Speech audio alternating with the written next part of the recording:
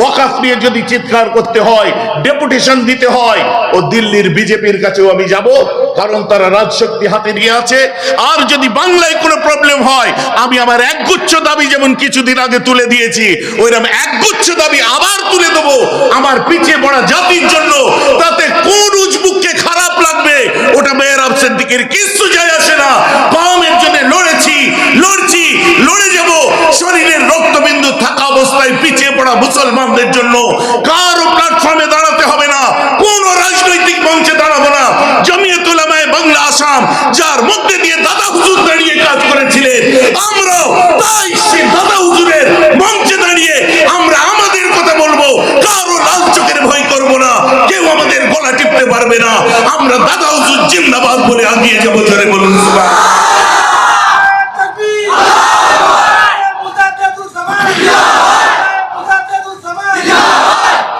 কথাটা আমার বুঝতে পারছেন কি পাচ্ছেন না? কবে আমি রাজশক্তি হাতে পাবো তবে ময়দানে নামতে হবে। আর তার আগে তোমাকে শেষ করে দিই, তার আগে ওয়াকফ বিল পাস হয়ে যাক, তার আগে তোমার কি বলে আপনার ইউনিফর্ম সিভিল কোড আপনার চালু হয়ে যাক, তার আগে বোকাদের বুঝাবেন জাতির জন্য চিৎকার করেছি, বলেছি, বলবো। তোমাকে খারাপ লাগবে, দূর করে তোমাকে ছেড়ে ফেলে দেবো। তোমার মতো মুরিদ মেহরাবের দরকার নেই। তুমি আমার মতো করে চলতে পারবে না। মেহরাব সিদ্দিকী জিন্দাবাদ বলার অধিকারটা তোমার কাছ থেকে আমি কেড়ে নেব। কথাটা বুঝতে পারছেন না? আজও পর্যন্ত কোন দলের হয়ে কোনোদিন চলিনি, কোন দলের হয়ে চলছি না, কোন দলের হয়ে চলবো না।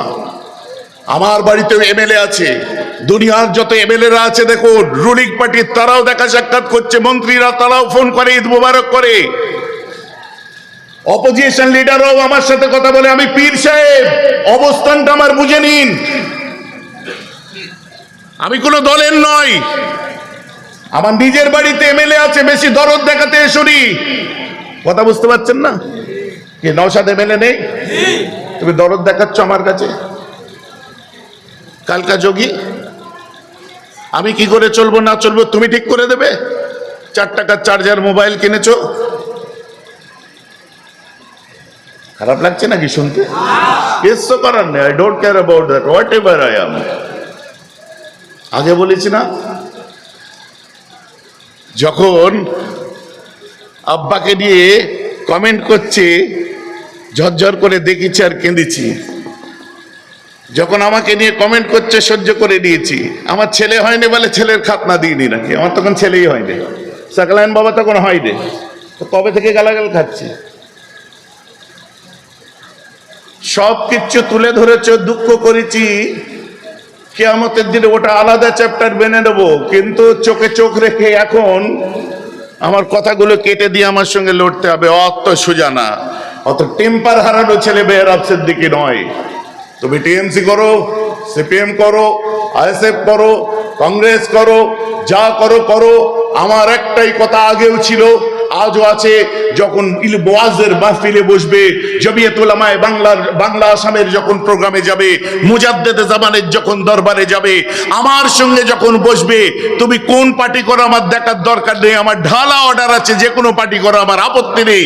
কিন্তু আমার সঙ্গে যখন বসবে, সব জার্সি খুলে দিয়ে মুজাদ্দেদে জামানের জার্সি পরে বসতে হবে। ভাইজি আমার কথা বোঝা যাচ্ছে তো নাকি? বোঝা যাচ্ছে? কারণ আমার কোনো রাজনৈতিক ভবিষ্যৎ নেই যে আমি তোমাকে আটকে রেখে দেবো যে আমার সংগঠন করলে কোনো পার্টি করা যাবে না। তো যা খুশি কর, নেড়া মাথায় ফুল গুজগে যা। বিসমিল্লাহি ওয়া ফি সাবিলিল্লাহি ওয়া আলা মিল্লাতে মমতা ব্যানার্জি বলবে, ওয়া আলা মিল্লাতে মোহাম্মদ সেলিম বলবে, ওয়া আলা মিল্লাতে এই আপনাদের এখানে বাড়ি কি অধিকারী বলবে, বলবে? বলবে না। ওয়ালা মিল্লাতে নওশাদ সিদ্দিকী বলবে, বলবে না। ওয়ালা মিল্লাতে কোন দলের নাম বলবে, বলবে না। তাহলে তুমি যাকে ভালোবাসছো বাসো, ওটা তোমার মনের ব্যাপার। কিন্তু কবরে যখন যাব আমাদের বলবে বিসমিল্লাহি ওয়া ফি সাবিলিল্লাহি ওয়া আলা মিল্লাতি রাসূলিল্লাহ। যে রাসূলের মিল্লাতে কবরে শুব, চাঁদের মতো চেহারাটা যখন এসে দেখাবে, ফেরেশতা বলবে মা কুনতা তাকুলু বিহাক্কি হাযার রাজুল, এই যে দেখছো ইনি হচ্ছে মুহাম্মদ সাল্লাল্লাহু আলাইহি ওয়াসাল্লাম, ইনার সম্পর্কে তোমার ওপিনিয়ন কি বলো? সঙ্গে সঙ্গে বলবো চোখটা না পাক, যে চেহারাটা দেখাচ্ছেন পাক, বারবার দেখলে বিয়াদবি হবে। ফেরেশতা যার জন্য বলতে বলছেন আমার রাসূলের জাত পাক আর আমাদের জবানটা না পাক। একবার দেখেছি অতি আমাদের কাজ হয়ে গেছে। চাই না আমার জান্নাত, চাই না আমার বেহেশত, চাই না আমাদের আবে জমজম, চাই না আমার আবে কাউসার। রাসূলকে দেখেছি, দুনিয়া আখিরাতকে আজকে কুরবান করে দিয়েছি। বলুন সুবহানাল্লাহ। একে বলে প্রকৃত উম্মত। কথাটা আমার বুঝতে পারছেন কি পাচ্ছেন না? একে বলে প্রকৃত উম্মত। আরে যায়েদ ইবনে আরকামকে জিজ্ঞাসা করা হচ্ছে, একজন সিনিয়র সাহাবা। চা দাও।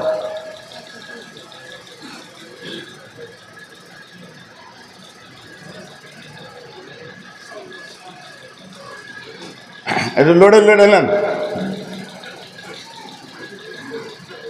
হ্যাঁ একটু লড়ে লড়ে নেন। আরে চা এইখানে আমার পান। ভাইজান কথা বুঝতে পারছেন? আল্লাহ রসুলের সিনিয়র সাহাবা যায়েদ ইবনে আরকাম। আরে আমি কোট করছি, কোট অ্যান্ড কোট কথা বলবো, ফালতু কথা বলবো না। মৌলভী সাহেবরা যারা দেখছো ইউটিউবে, ভালো করে কিতাব খুলে দেখে নাও, বুখারী মুসলিম থেকে কোট করবো, আগেই বলে দিলাম।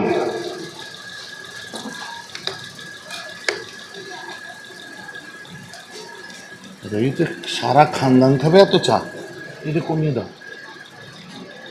হযরত যায়েদ ইবনে আরকামকে একজন সাহাবা বলছে কিনা, এ যায়েদ ইবনে আরকাম, আপনি তো আল্লাহর রাসূলের কাছে সকাল সন্ধ্যা সারা রাত দিন 24 ঘন্টা রাসূলের দরবারে থাকেন। আমার রাসূল প্রকৃতপক্ষে কেমন দেখতে একটু আমাকে বলুন।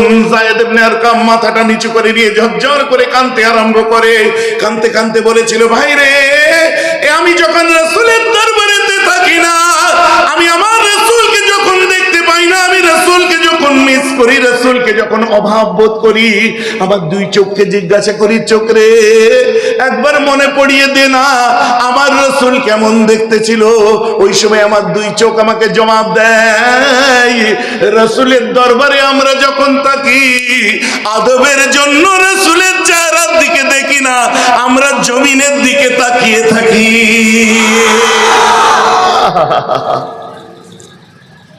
যে রাসূলের দরবারে যখন থাকি, সাহাবা একরামরা পাখির মতো মাথা নিচু করে, এরকম পাখি যেমন ওই খুঁটে খুঁটে চাল খায়, ধান খায়, দানা খায়, সাহারা বলছে আমরা মাথা নত করে থাকি, নবীজির চেহারার দিকে দেখি না, চোখে চোখ দিই না। বাবা যদি বিয়াদবি হয়ে যায়, কবরের মধ্যে জিজ্ঞাসা করা হবে, তুই কবরে যা, গেলাম, এখন কি হবে? মান রব্বুক, আল্লাহকে, তোর রবকে, রব্বি আল্লাহ, ওমা দীনুক, দিন কি? দিন আমার ইসলাম। ওমান নবিয়ুক, তোমার নবীকে, সাইয়্যিদনা সাল্লাল্লাহু তাআলা আলাইহি ওয়াসাল্লাম আমার রাসূল। শর্টে সংক্ষেপে বলছি, হ্যাঁ। তারপরে একটা চেহারা দেখানো হবে।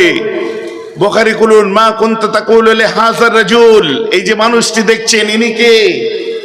অপর হাদিসে লিখছে মা কুনতা তাকুলু বিহাযার রাজুল। আরো একটা হাদিসে, একই হাদিস এসেছে, মা কুনতা তাকুলু বিহাক্কি হাযার রাজুল, যাকে দেখছো ইনি হচ্ছে মুহাম্মদ সাল্লাল্লাহু আলাইহি ওয়াসাল্লাম, ইনার সম্পর্কে তোমার ওপিনিয়ন কি?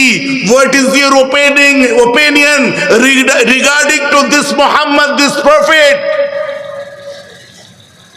ইনি নবী, ইনার সম্পর্কে তোমার ওপিনিয়ন কি বলো? এখন মুর্দা যদি ওয়াহাবি হয় কি বলবে? ও দুনিয়ায় যা শিখে কবরে গেছে তাই বলবে। মুর্দা আহলে হাদিস হলে কি বলবে? ও বেটা যা শিখে গেছে তাই বলবে। মুর্দা যদি গাল দিচ্ছে তো, একটা হুজুর কি একদম কদিন আগে দেখছিলাম, সেই হ্যাঁ না না আমাদের দেশে দেন না, বাংলাদেশে যাচ্ছে, সে একদম বিচ্ছিরি কিসের ছেলে বলে না, সেই গাল দিচ্ছে না। ওনাবে আমাদের একটা ভালো হুজুর, সে গাল দিচ্ছে। আমি আল্লাহ কোন দুর্দিনে আসলো। আমার মতো খ্যাপা চোর, এইরম না, ডাইরেক্ট বলছে, এই গালাগালিটাই বলছে, ঠিক আছে। ফের আবার এই যে যার কথা বললে, ও ফের ওই গালটা দিচ্ছে। আবার একজন দেখি ওই ইউনুস নবীর মাছের পেটে যাওয়ার নিয়ে জিন গপ করে, মাছ গপ করে খেয়ে নিয়েছে এক গালে। তারপর বলছে এই বলে সেই যে কথা না থাকলে কথা লাগে ন্যাড়া ন্যাড়া বলে না, সেটা বলে ফেলেছে। এই হচ্ছে নাকি রং তামাশার জায়গা হয়েছে। ফের কদিন ধরে একজন লাফাচ্ছিল, বলছিলাম না হাতি ঘোড়া গেল তো, আর মশাই বলে কত জল। কদিন ধরে একজন খুব লাফাচ্ছিল, দেখি হাইকোর্টের সামনে যে মাপ চাইছে। নিশিরান থেকে ইনসান, মানুষ মাত্রই ভুল, আমার ওই ভাষাটা বলা ভুল হয়েছে। দেখেননি হাইকোর্টের সামনে যে মাপ চাইছে। এমন কথা বলবো কেন? আল্লাহ রাসূল বলছেন ইন্নাল জান্নাতা তাস্তাকি আলা খামসাতি নাফারিন তাআলিল কুরআনি ওয়া হাফিজিল লিসানি আও কামা ক্বালা আলাইহিস সালাতু ওয়াস সালাম। যে জবানকে হেফাজত করো, এটা রাসূলের নির্দেশ। আর আলেম ওলামারা মুখ টুক বেঁকিয়ে বেঁকিয়ে নানির কান্না, দাদির কান্না, অমুকের কান্না, এই কান্না, এই করতে গিয়ে সর্বনাশ আমরা করছি। ভাই জামান মুসলমানরা খেয়াল করে শুনে রেখে দিন, মুর্দাকে জিজ্ঞাসা করা হবে মুর্দা ইনি কে বলো। মুর্দা হচ্ছে শিয়া। হঠাৎ করে বলছে যে ইনি হচ্ছে আখিরি জামানার নবী মুহাম্মদ সাল্লাল্লাহু আলাইহি ওয়াসাল্লাম। আল্লাহ জিবরাইলকে ওহী নিয়ে পাঠিয়েছিলেন। ইকোটা একটু কমাবে, একটু বেশি ভাসছে মনে হচ্ছে। আল্লাহ জিবরাইলকে ওহী নিয়ে পাঠিয়েছিলেন আলীকে খুঁজ